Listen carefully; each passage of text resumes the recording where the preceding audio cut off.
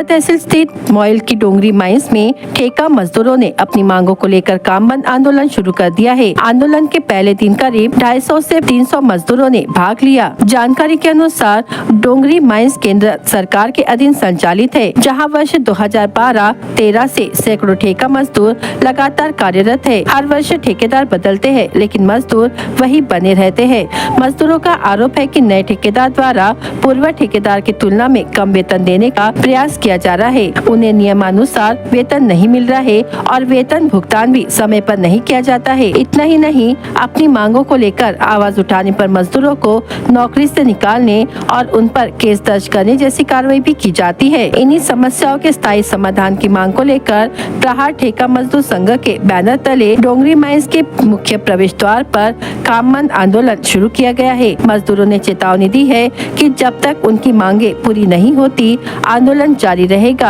आता आम्ही या ठिकाणी गोबरवाई परिसरामध्ये नागधीरा मंदिर देवस्थान या भागामध्ये आम्ही आज इथं आढावा बैठक इथे डोंगरी माइन्स या माइन्समध्ये गेली अनेक वर्षापासून ठेकेदार आणि त्या माइन्सचे काही अधिकारी यांच्या संगनमताने ज्यांना लाखो रुपये पगार आहे ते समाधानी नसून हे 20,000 रुपये, 15,000 रुपये, 12,000 रुपये पगार कमावणारे जी काही आमचे कंत्राटी मजूर आहेत यांच्या घामाच्या पैशावर डल्ला मारण्याचं काम त्यांच्याकडून होत आहे। आणि म्हणून गेली अनेक वेळा यांनी निवेदन दिले।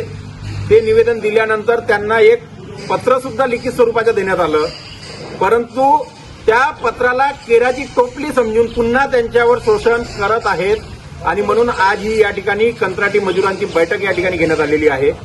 या बैठकीच्या निमित्ताने आम्ही त्या माइन्स प्रशासनाला आणि जो कोणी ठेकेदार आहे त्या ठेकेदाराला इथून इशारा देतो आहे की उद्या होणाऱ्या आंदोलनाच्या पहिले काय निर्णय घ्यायचे ते घ्या, अन्यथा तुमची गाठ या महाराष्ट्रातील वाघाशी म्हणजे बच्चू कडू साहेबाशी आहे।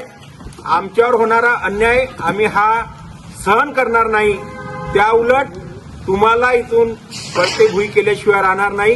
कारण आमचा पैसा आमचा हा कष्टाचा पैसा आहे आणि आमच्या कष्टाच्या पैशावर कोणी डल्ला मारत असेल, आमच्यावर जी काही आमच्यासाठी या सन्माननीय बाबासाहेबांनी फुलेशाह आंबेडकरांच्या विचारधारेने जी काही या विचारांनी आम्हाला जे काही अधिकार दिलेले आहेत त्या अधिकाराची या महाराष्ट्रात पायमल्ली होत असेल तर त्या अधिकाऱ्याला सुद्धा इशारा आहे की आपण सुद्धा आता सुधरून जावे, अन्यथा उद्यापासूनच्या होणाऱ्या आंदोलनातून आपल्याला जे काही शिकवायचे आहे ते धडा आम्ही उद्यापासून शिकवल्याशिवाय राहणार नाही।